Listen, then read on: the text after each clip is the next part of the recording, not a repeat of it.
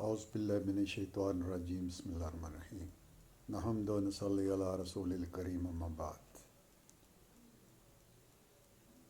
دیکھتی آنکھوں سنتے کانوں رائے ظفر جلال سلام عرض کرتا ہے۔ میرے عزیزان وطن، بڑے عرصے کے بعد آپ کے سامنے آیا ہوں۔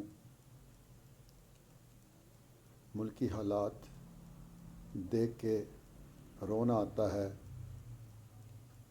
کیا کروں۔ گھر والے بھی کبھی پریشان ہو جاتے ہیں کہ آپ نہ کرو، کیونکہ یہاں پہ تو زبان بندی ہے اور پکڑ کے لے جاتے ہیں۔ تو میرا ایمان ہے کہ موت تو ایک دن آنی ہے، کیوں نہ ہم حق کی بات کریں جو ہمیں اچھا لگتا ہے۔ وطن ہے ہمارے آنے والی نسلوں کے، ہم شاید نہ زندہ رہیں، عمر کے اسے حصے میں ہیں کہ کنارے پہ کشتی لگی ہوئی ہے، لیکن اپنے آنے والی نسلوں کے لیے آسانیاں پیدا کرنا اور بولنا بہت ضروری ہو جاتا ہے۔ جو حالات بن چکے ہیں، بن رہے ہیں، جب بھی الیکشن آتے ہیں، جب سے پاکستان بنا ہے تو دو باتیں ہمیشہ کی جاتی ہیں۔ جن کو کم ووٹ ملتے ہیں یا جن کو اقتدار نہیں ملتا تو وہ کہتے ہیں کہ دھاندلی ہو گئی ہے۔ اسی طرح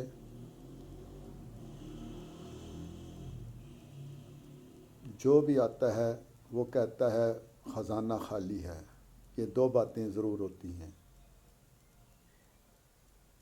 آج میں آرمی چیف صاحب سے اور آرمی کے جرنیلوں سے اپیل کرنا چاہتا ہوں،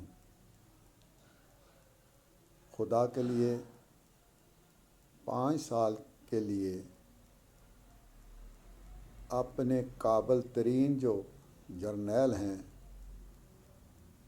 یا کرنل سے اوپر کے رینک کے لوگ جو آتے ہیں ان کے انٹرویو کریں اور ان میں سلیکٹ کریں اور ان کو پاکستان کی نمائندگی 5 سال کے لیے دی جائے۔ اس وقت ملک سویلین حکومت نے IMF کے پاس فروخت کر دیا ہے، آج نہیں کیا۔ آج ملک ہمارا نہیں، عوام ملک تمہارا نہیں، ہمارا نہیں ملک، یہ ملک امریکہ کی ایک ایجنسی IMF کے پاس چلا گیا۔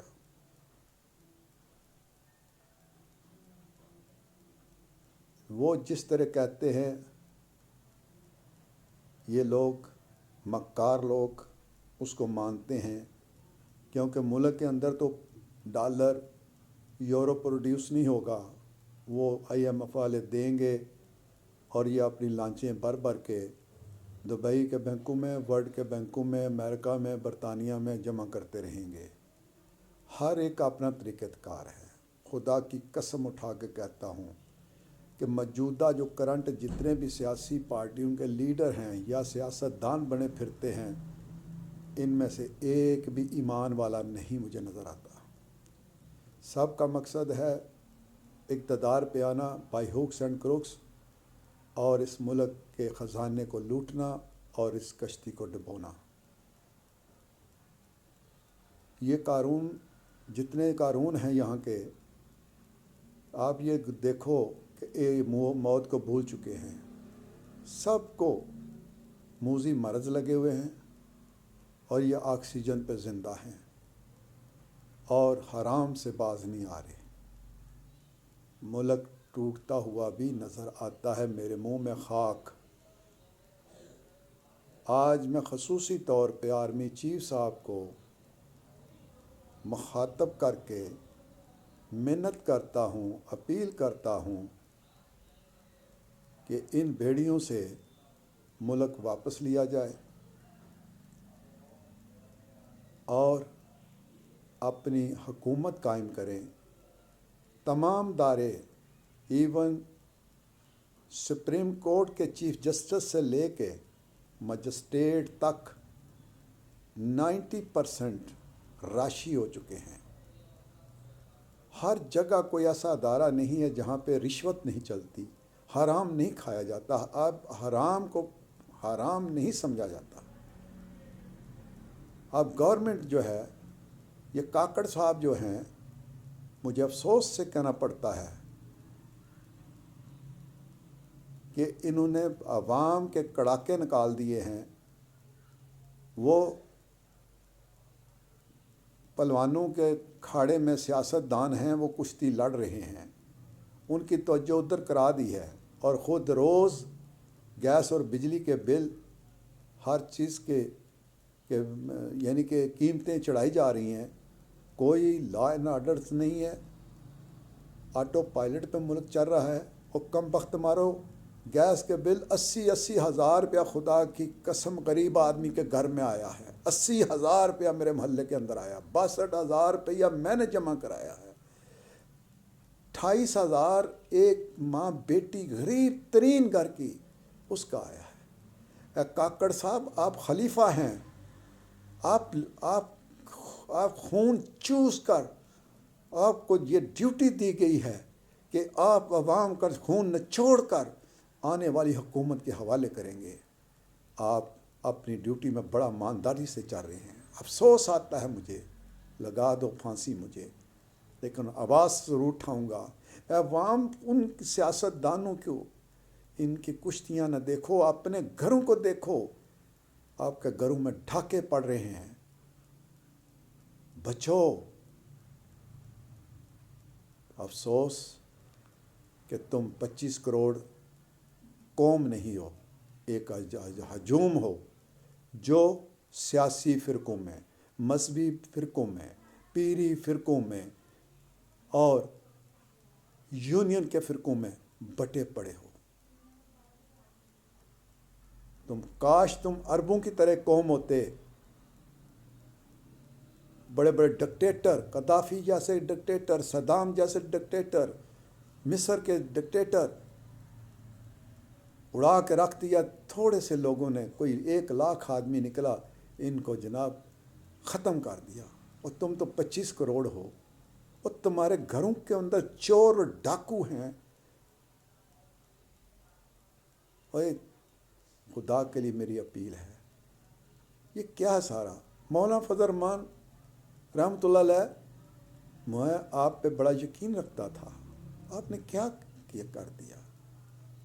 کل پی ٹی والے آپ کو ڈیزل کہہ رہے تھے تو آپ ان کو شرابی اور زانی اور کیا کہہ رہے تھے؟ آج دونوں مل گئے ہو۔ عوام دیکھو ذرا، غور سے سنو، ذرا دونوں کو سنو ان کو۔ کل پیپلز پارٹی اور نون لیگ ایک دوسرے کو چور اور ڈاکو کہہ رہی تھی، آج یہ دونوں مل گئے ہیں۔ عوام تم کدھر ہو؟ تمہارے گھر لٹ گئے، تم مٹتے جا رہے ہو، تمہاری نسلیں مٹتی جا رہی ہیں۔ میرا کام ہے آواز اٹھانا، حق کی آواز اٹھانا، آپ کو خبردار کرنا۔ لہذا میں نے اپنا فرض ادا کیا، اور آرمی چیف اور جرنیل آپ کے ہاتھوں میں اور ہے یا اللہ کے ہاتھوں میں ہے۔ خدا کی قسم، اس ملک کو بچانے والا، بنانے والا بھی اللہ ہی ہے، اور بچانے والا بھی اللہ ہی، وہی بچا رہا ہے۔ ورنہ ہمارے ایسے کرتوت ہیں، ہم ایسے بے حیا لوگ ہیں کہ ہماری شکلیں سور اور خنزیر اور بندروں سے بھی بدتر شکلیں جو ہوں گی وہ بنا دی جاتی۔ لیکن اس ملک انشاءاللہ بفضل خدا، جو میں سمجھتا ہوں کہ اللہ سبحانہ تعالیٰ نے اس پاکستان کو کسی مقصد کے لیے بنایا تھا، اور انشاءاللہ آئے گا خلیفہ، آئے گا جو اس ملک کے گند کو صاف کرے گا اور ایک اچھا اسلامی معاشرہ دے گا۔ اور ملک دنیا پہ یہ سپر پاور بنے گا۔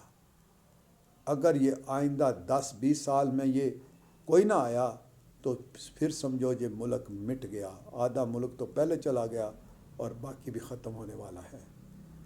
یہ سب اسی طرح سمجھ لو کہ اس کی ہڈیاں نوچ رہے ہیں، اب اس کے آخری خون کا قطرہ پی جائیں گے۔ یہ کوئی ڈسپلن نہیں۔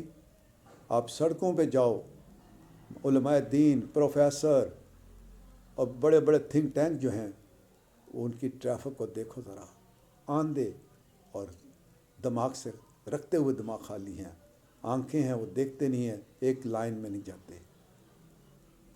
تو اس کے ساتھ میں اجازت چاہتا ہوں۔ اللہ حافظ۔ پاکستان